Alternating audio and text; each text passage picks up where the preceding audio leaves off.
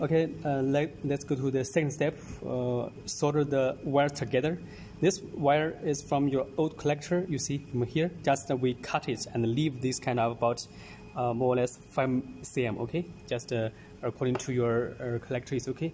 Then this wire is from the new handpiece. Okay, from the new handle. Then solder them together. Okay, you see that? Use a scissor to peel the plastic out. Then we use the blank plastic, make them together. Okay, and then use a soldering tool. Okay, you see that? Okay, make it linking well.